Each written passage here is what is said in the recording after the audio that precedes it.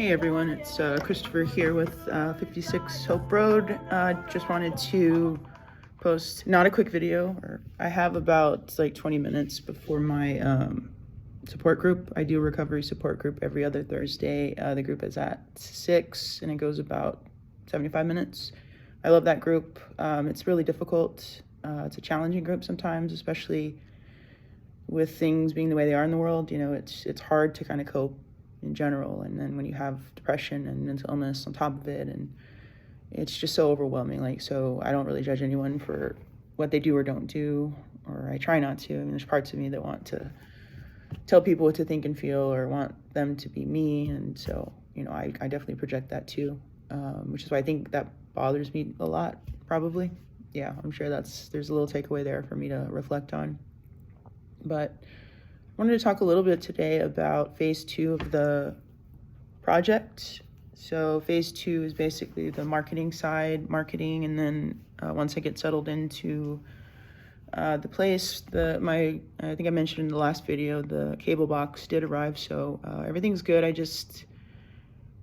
on FMLA, and if any of you know about FMLA, you don't get paid for like a week, so you know, just waiting on that, but there's no rush. I mean, I'm going back to work on Monday. I've had to keep pushing it back, but it will be on Monday. I'll be back on the 17th. I have to check to see. I'm hoping that's the week that my team is in the office, because I would love to see my friends. I've missed them, and I think that's one of the hard parts about going to District 5, and so I won't be in the office much. It'll just be like once or twice.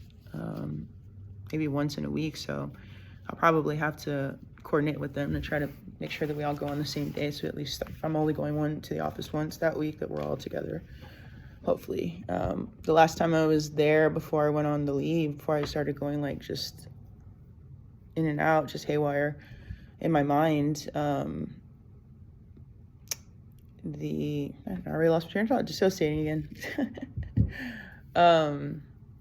But yeah, anyway, so with phase 2, I really wanted to feature Jose there. I have to tell you, he's been like the focal point of my project over this past month, and I have to say, like I haven't even fully scratched, or I mean, I've just scratched the surface is what I'll say. It's so hard for me with him. I just I don't know if any of you can relate to that. Maybe if you can, maybe you can put in the comments there, but have you ever had like a character that you just relate to so much? Like, I mean, obviously like a TV or a movie character or a literary character, I'm sure that happens all the time, but like never an actual person, like a person that lived on this planet so recent, you know?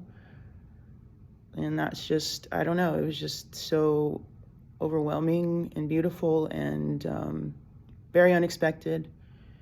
But it gave me hope, and it gave me resilience and courage and belief in myself. And I'm like, hey, if Jose can do it, I can do it too. And he was a teenager, but you know, I was reading his, and I didn't want to post his personal life, his early childhood on the page, just because there's a lot of trauma specific things, and I know with support groups it can be really triggering to hear about those kinds of things. I'll just put it this way, that we have a lot of similarities, not only in the having like the material things, like kind of living in that middle class lifestyle, but not having any sort of emotional connection he didn't have an emotional connection to his mother, in fact, and it bothered him so much. It made him feel so unworthy, and had such this hatred towards himself because he couldn't get any love from her. So then of course he took that internally, like I did, you know, growing up as well. And, you know, in terms of the abuse, we have similar stories of that as well. And so what he ended up doing, if you haven't seen the documentary, I'll be honest with you, I haven't watched the full documentary. I got very triggered actually yesterday when I posted the trailer, the fan-made trailer. I had actually never seen, I had never seen the footage of him getting killed. I had never seen that. I knew how he died. I heard that he had died, and so I knew what had happened to him, but I had never actually seen the video, and I didn't know it was going to be on the trailer.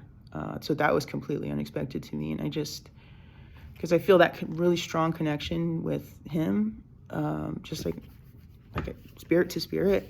I know he's not alive, but just, that record of him is alive, just like it's alive for Martin Luther King Jr., for Malcolm X, for Fred Hampton. And it's just those voices, those lamps, or those lanterns, we need them right now. We need all the lanterns that we can get from the past, from the present, from our future, which is, the legacy, because, this is always going to be an issue. I mean, it's just the way that it's been in over the course of human history for hundreds of years. I think I put a couple of videos, longer videos, but that's more for like ideology. If you're like kind of more into like deep thinking and thinking about spirituality, analyzing it and studying it, it's more for that. And I'll definitely expand on that. I will eventually break the playlists into sections, so it's a little more organized based on like what subject or what topic you're interested in. I just have to, my top two priorities obviously are getting the move done and the Peace Corps application. Hoping to do the Peace Corps application probably this weekend, probably Sunday. I want to say Sunday's usually a day when I feel very chill, and I just want to like kind of sit outside and, just have a real chill day. So that'll probably be the plan there. And then I'm excited. Some ideas have been popping up. Obviously, all of this, I had literally just came to me.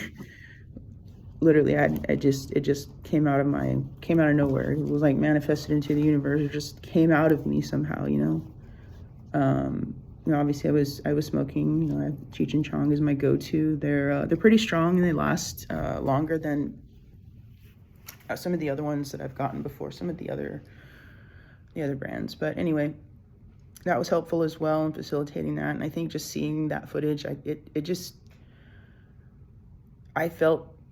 just saw his face, just the fear in his face. Like he knew that was it. And like, it's just it's so hard. And so for that reason, I cannot watch the full documentary yet. Because I know obviously they're going to talk about his death and funeral. And if you saw the fan made trailer, they show some very raw footage of his best friend, which is, I put one of the songs in there the other day, Ski Mask, the Slump God. They actually met in juvie. They became best friends, and so it's just, they started collaborating together. And he posted, or in that fan trailer, there's a clip of him on his Instagram Live, like immediately after he found out, and he's just broken. Because I think it's kind of something like, obviously I didn't know Jahseh at the time, but like if I had known, I would have definitely been like, oh yeah, he's ruffling too many feathers. That's not going to go well. For him, and just the fact that he lives in a poorer community is even more so the reason. Him and Gustav, or Little Peep, or both, they grew up poor, but they understood the people, they understood themselves. They had these incredible demons that they battled, and they were so young, and they did so many incredible things. Like I'm just in awe of what they can do, and that's only confirmed by, the things that I see with my stepson, and even our very own Elise is an incredible yoga teacher. I was really bummed that I couldn't go to her class on the 28th. Obviously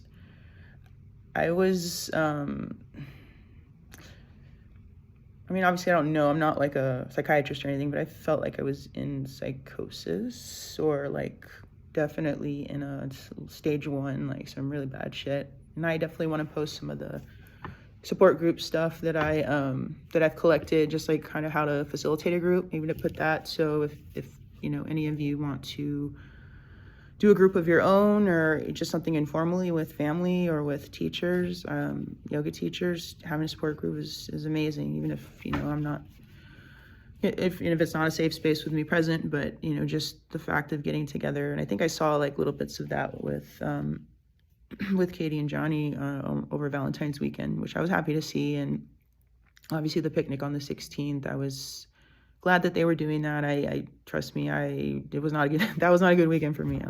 That day, Sunday, was, that morning, so what I did that day, because I obviously wasn't going to be able to go, that's when I got the pictures developed, and I filled in the picture frame, and I took that picture of the group, finally filled it. I chose the photos, kind of chose what order to put them in, and it was a nice way for me to feel connected to y'all, given that I wasn't able to actually be there in person. But it helped me to feel just a little bit better. So I liked the feeling of that. And then obviously, after Walgreens, there's a DVD or CD exchange store, but they also have like collectibles, and they also have like random stuff. Like they have like these candles. They actually have one of John Wayne, which I want to get. And then, which is funny because one of my coworkers, her husband loves John Wayne. And so I told her about the candle. I was like, you should get it, for his Christmas is like $3, or his birthday. It would be a cool like novelty gift. And, there's also one of, I don't know what her name is, but she's the lady that's in Murder, She Wrote. My mom, like, adores that show. Like, it literally, there's a channel on Samsung TV Plus, if you have that, or have a friend or relative that has that. There's literally a channel for Murder, She Wrote, so you can watch it 24/7, just a marathon for eternity. So, she used to watch that a lot earlier in our time together, but I don't know, more recently, I guess I just really haven't been present for anyone else. And I've definitely felt, or Lily has definitely felt the difference. And that's why I feel so awful. And that's why, like, I already know that I would never want to do anything that would take so much of my time, I think the Peace Corps, that 2.5 years is going to be difficult being without her. I'll have to try to make the most of our time together, though, when it's preceding that, just doing different things just to have some memories. But I'm sure she'll be fine. Probably gonna have her live with my ex, with Gina, because she has there's 3 pugs. I have 2 of them here.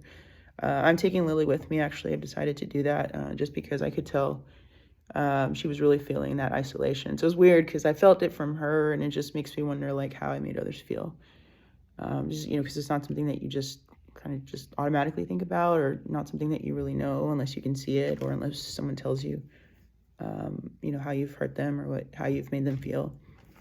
And I'm always, when someone's sharing something with me, especially if it's of a personal nature, I'm trying to hear, their voice. Are they calm? Do they sound anxious? Is their voice kind of breaking? It's like in a situation where someone's about to cry. Are they making eye contact? Are they fidgeting?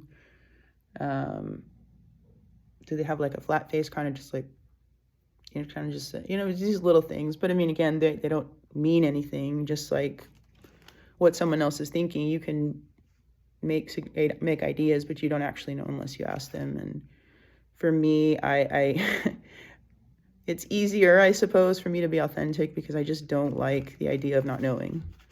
Now, obviously, I will tailor it to the person. If the person, tends to be more anxious or private, I dated a girl.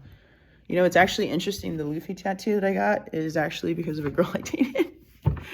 That's crazy, right? But no, we met on A-Space, and I think we started hanging out like in February, I want to say. It was only about 2 or 3 months. I just couldn't continue any longer. It was just very strange because she was on a dating profile, and she was okay meeting up at her church, right? And she made it seem, or at least in her dating profile, that she was willing to hang out. Like, I mean, she said that she was like, she takes things really slow, but like, I don't know what that means. That can mean something different for anyone. I mean, for me, if we're talking about dating locally, it would usually probably be, I don't know, within 2 weeks, depending on how the conversation goes. 2 weeks for local, and then obviously, I haven't been trying to date for, I think I stopped like around August or July, on the fall, right before teacher training. So I figured at that point, like my focus, my commitment is on yoga. That's like when I'm all in on something, like I'm all in, and sometimes it takes a really long time. Like the teacher training was like, 3 months, like, 10 weeks or 10 weekends over 12 weeks. So, that was like all my time. And I don't know, with this nonprofit, like I said, I'm excited. I got my first letter. I need to change the address already because it has my old address. I wasn't comfortable using the new address until like everything was official. I was actually supposed to get it the night of the 12th after the meeting with Katie. But, obviously with everything that happened, not to mention it got super cold, and I ended up taking an Uber because I was like, I'm not walking to the bus stop waiting for you know what I mean? Like, I don't mind walking, but if it's going to be like really cold and I'm a little sweaty from the flow, I ended up getting an Uber. So I was kind of pissed about that, but, yeah. I have to get used to riding the bus. I don't know, because I get motion sickness very easily, so I don't like riding in Ubers, and riding in buses is also difficult, but we'll figure it out. I don't think it'll be too often. I don't see myself going out and about too much. I think it's going to be more like on weekends for community events, and like maybe midweek, some type of, I don't know, I'm looking for something in the labor movement, like, or political education. The DSA, that's the Democratic Socialists of America. San Antonio has one there. They do a lot.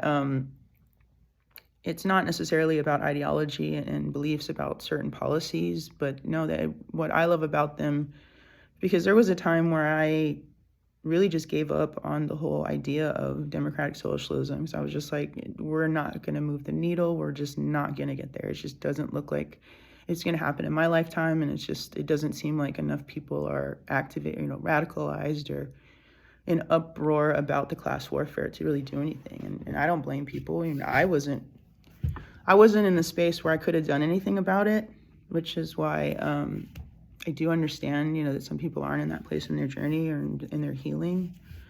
I think for me, like, yeah, I mean, if I'm being honest, like, I definitely shouldn't have been doing advocacy work a couple years back. My therapist told me that, and I still proceeded anyway. The CASA interview was very personal. I almost felt like it was more, sorry, just talking about it, it's like, I can feel that, like, that tension. I feel like that interview was like harder than any session I've had with my therapist or my psychiatrist. So the psychiatrist, you just fill out an intake form and then they just kind of go over a few things. But with her, I felt like I was having like this really deep therapy session, but she's not my therapist. She's like a person interviewing me. So it was very, very strange. I just felt very like I was out of it all the rest of the day. I had to take the rest of the day off, or I didn't even go to work because I was just so out of it. But anyway, looks like I'm getting pretty close to that 20-minute mark, so I'm gonna try to wrap it up here. So phase 2, so as you can tell, is the POTUS, the Camacho. It's just basically kind of meant as satire, kind of like Jon Stewart, or just kind of like an account that's kind of just trolling, trying to get information with a little bit of humor to try to get, the message across, or just put it in like smaller compartments or smaller bits. And like I said, for me, it's really going to be about organizing it into different categories so people can just kind of go to the one that applies to them or that they can relate to, but also trying to make sure that that I'm incorporating as much solidarity and, democratic socialist principles, so to speak. I mean, like I said, I hate labels, so I don't care what you want to call it. I just believe in this, and this, and that's really it. I mean, it's not about idea or party. It's not about who. It is about who. What do they believe, and where's their heart at? What are their values, in terms, especially if they're going to be in public service in particular. I mean, I don't expect that from just everyone, but definitely in public service or in leadership. And I think that was what was challenging for me, at least with like my therapist, with my mentor at the nonprofit Libel Foundation. As a matter of fact, I'm glad I mentioned it because I'm about to hop on that support group in a couple minutes, but. On my personal Instagram, which I am going to start posting on, that's what gives me my personal Instagram. 56 Hope Road Project is going to be the fundraising arm of it, and then obviously the POTUS account is just for humor and just for my own, like, just to be silly and be a clown basically, and troll people and just post information. It's also about posting resources and happenings in the community. But yeah, that's something I'll have to look into more. I'm just making it up as I go. Literally, I have no plan and no structure. I mean, as of this morning, I didn't sleep all night, of course. I'm starting to get used to that, though. I feel like I'm at a point where I can pause and kind of like, okay, we can take a little bit of a break. I'll need to, obviously, because of the move and just transitioning there. There is just one small tweak that I want to make on the first ad that I did, the one I did on Monday for Jase. I want to change the look at me to above his name, and then just like a couple little tweaks, but nothing major, and get those ordered. So I'm going to get those stickers ordered, and then the other ones that I posted as well. I'll probably do a Little Peep one as well.